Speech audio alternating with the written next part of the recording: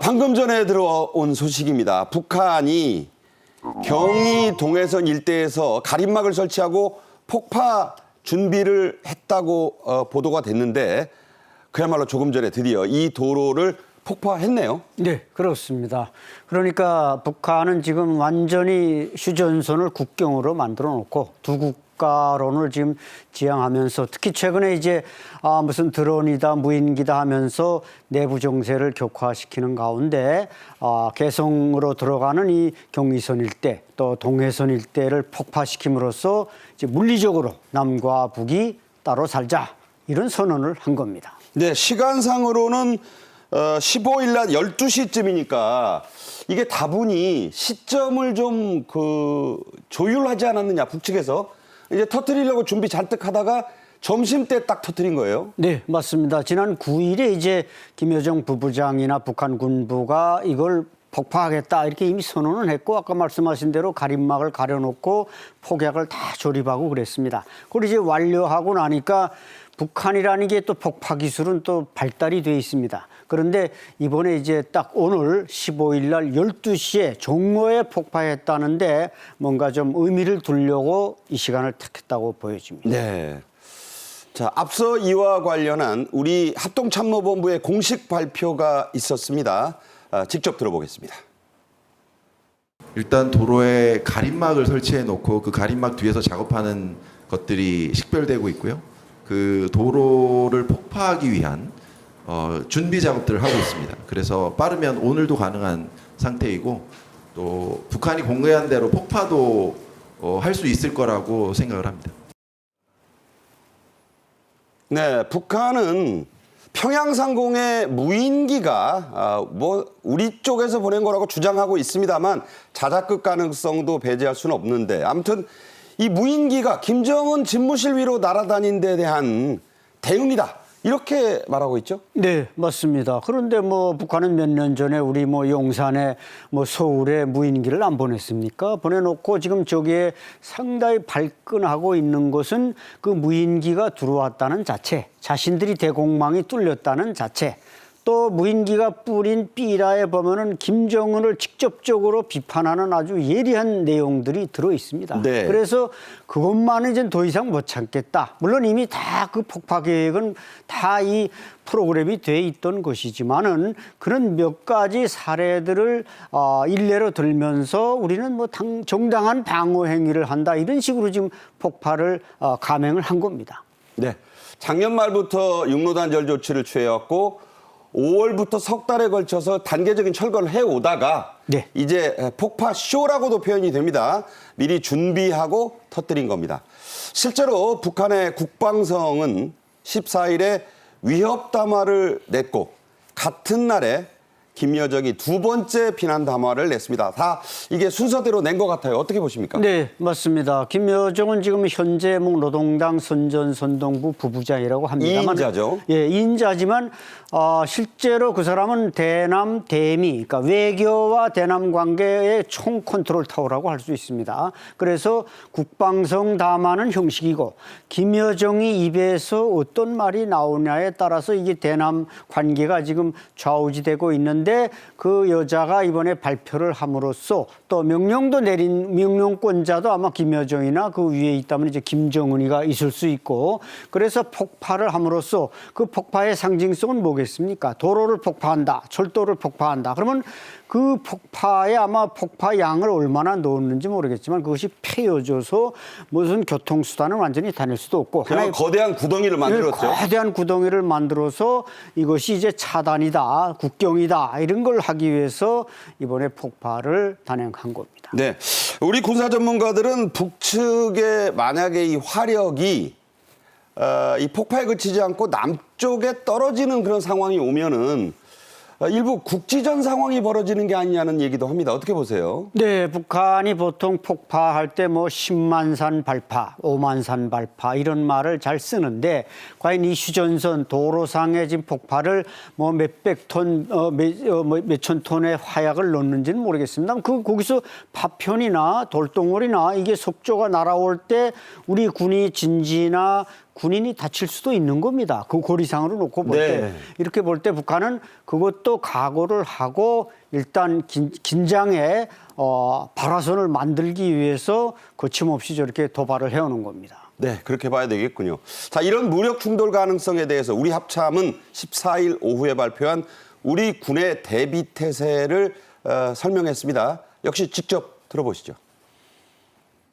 우리 군은 북한군 동향을 예의주시하면서 실제 도발 가능성에 대한 만반의 대비 태세를 갖추고 있습니다. 현재 북한은 국면 전환을 위해서 우주 발사체를 발사한다든가 또 경의선, 동해선 등에서의 보여주기식 폭파, 또 작은 도발 이런 것들을 감행할 가능성이 있다고 보고 군은 이에 대해서 대비하고 있습니다. 네, 이게 이제 14일 브리핑이었으니까 여러 가지 시나리오를 지금 제시했잖아요. 그중에 하나가 달성이 된 겁니다. 나머지 시나리오도 가능하다고 봐야죠. 어떤 것들입니까? 그렇습니다. 현재로서는 나름대로 우리 그 군 당국에서 정확하게 예측을 하고 있다는 것을 보여주는 것 같은데요. 제일 첫 번째가 어떻게 보면 국면 전환을 위해서 우주 발사체.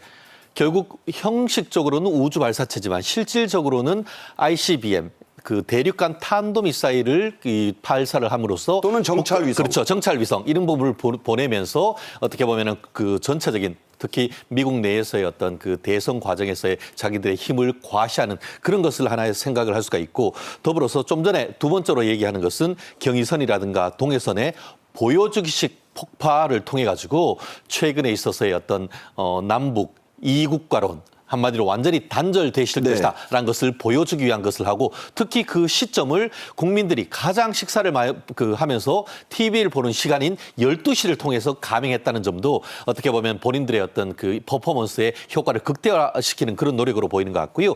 더불어서 가장 어떻게 보면 또 임박한 시점에서 이루어질 수 있는 것이 NLL 그러니까 서해 북방 한계성 지역에서의 포문을 열어서 남한을 향해 가지고 포를 쏘는 이런 부분도 예측을 할 수가 있을 것 같은데 지금 예측에 불과할 것인지 아니면은 지금 긴장을 좀 더 고조시키기 위해서 실질적으로 지금 아까 얘기하고 있는 경의선 같은 것을 폭파한 것을 넘어서 NLL 부근의 포사격도 가능할 것인지는 우리 군 당국에서 예리하게 주시를 해야 될 것 같습니다. 네.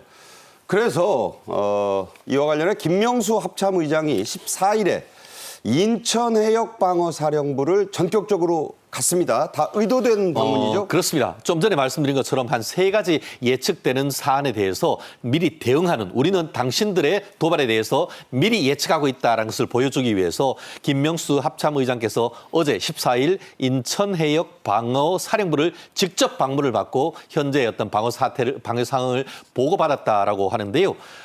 즉강끝 들어보셨죠? 네. 어떤 도발이 있었을 경우에 즉시 강력하게 끝까지 한다라는 것인데 실질적으로 김 의장 같은 경우에는 새로운 천안함 지난번에 폭침이 됐습니다만 그것을 새로 진술을 해서 새로운 배에 가서 도발하면 적을 완전히 수장시켜라라는 강력한 메시지를 남긴 것 지금 같습니다. 보고 있는 게 이제 신천안함이에요. 그렇습니다. 저기가 이제 있는 곳이 인천방어사령부였고 그래서 상당히 용어가 좀 강하죠. 그렇습니다. 아까 말씀드린 것처럼 도발하면 적을 완전히 수장시켜라.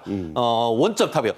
어떻게 보면 나중에 보고하고 이런 거 할 거 없이 현장에서 먼저 선대응 후 보고하라. 이런 취지이기 때문에 어떻게 보면 대한민국의 안보 그리고 국민들의 생명을 지키기 위해서 최전선에 있는 그 우리 장병들에게 어떤 그 경각심을 일으키고 최대한 어떤 최선을 다하라는 것을 했다는 점에서는 지금 최근의 남북 관계의 긴장 상황 속에서 나름대로 군대가 제대로 대응하는 것이 아닌가 평가를 합니다. 네. 이 즉강끝은 아시는 대로 김관진 전 국방장관이 처음 썼고 그것이 그 이후에 국방장관들에게 계속 물려온 그런 용어입니다. 선조치 후보고 우물쭈물하지 말라는 겁니다. 좌고 우면이란 게 왼쪽 오른쪽 보지 말라는 거예요. 자, 앞서도 잠깐 언급했지만 북한 선전선동부의 2인자인 김여정의 입 원래 거칠지만 갈수록 거칠어지고 있습니다. 특히 미국을 겨냥한 욕설이 나왔어요. 네, 그러니까 김여정이 노리는 목적이 있죠. 지금 남북 간의 이런 긴장 조성이니 대결이니 이 모든 것이 다 대한민국 때문이다. 그리고 미국 당신들에게도 책임이 있다. 그래서 이제 새로 등장하는 지도자에게 북한의 존재감을 이제 훨씬 높이는 이런 목적으로 미국을 향해서도 여러 가지 그 얘기를 날리고 있는데 특히 이제 뭐 서울에서 열리는 여러 가지 외교적인 행사라든지 이런 것들을 의식해 가지고 북한의 존재감, 우리도 이렇게 엄연하게 존재하고 있다는 걸 자꾸 부각시켜서 자신들의 어떤 뭐 어떤 말하자면 목적을 달성하자는 것인데 김여정 얘기 중에 보면은 정말 뭐 칼탕을 친다든지 네. 상당히 사나운 그리고 말들이. 저희가 X 처리를 했지만 어떤 그 동물을 계속 빗대고 있어요. 네, 뭐 북한이 쪽 하면 이제 상대방을 비하할 때 쓰는 게 동물인데 이 동물을 비하하는 건 그만큼 자신들의 존재감이 높고 상대방은 동물에 불과하다. 이렇게 함으로써 이제 우위에 서겠다는 이런 우월주의 의식이 있습니다만은 그게 사실 우리가 좀 지식인들이나 엘리트가 볼 때는 비열하고 치사하고 그렇죠. 네. 자, 이런 가운데 캠벨 미 국무부 부장관이 우리 외교 차관에 해당합니다. 16일 서울에서 열릴 한미일 외교 차관 회의에 참석을 합니다. 자, 예상되는 의제들을 미 국무부가 미리 브리핑을 통해 밝혔죠? 그렇습니다. 일단 한국에 들어와서 한미 차관 회의를 하고 더불어서 내일이죠. 한미일 차관 회의를 한국에서 지금 한다는 것이 상당히 시적절한 것이 아닌가 싶은데요. 크게 의제는 한 3가지 정도 되는 것 같습니다. 첫 번째는 지금 무인기 위협과 관련돼서 북한의 위협, 이 부분에 대한 대응. 더불어서 최근에 또 어제 제가 봤더니만 중국이 대만 그 해협에서 네. 이렇게 무력 시위를 했다고 하는데 인도 태평양 지역의 안보를 위해서 그쪽 지역에서의 어떤 북한 중국 견제의 필요성 이런 부분을 얘기를 하고 있고 더불어서 다가오는 11월에 미국 대선이 있지 않습니까? 이 미국 대선과 관련해 가지고 이 북한으로서는 본인들의 어떤 힘을 과시할 적절의 기회다라고 생각할 수 있기 때문에 이 부분에 대한 어떤 대응도 한미일 공조를 통해서 한다는 이런 모습은 나름대로 어떤 정권이 민주당으로 넘어갈지 아니면은 지금 민주당으로 유지가 될지 아니면은 공화당으로 넘어갈지는 모릅니다만 그 미국 어떤 그 당파적인 것을 입장과 상관없이 이 아시아 태평양 인도 지역에서의 안보의 영향을 강화하기 위한 어떤 적절한 시도로서 어떤 보고가 나올지 한번 지켜봐야 될 것 같습니다. 네.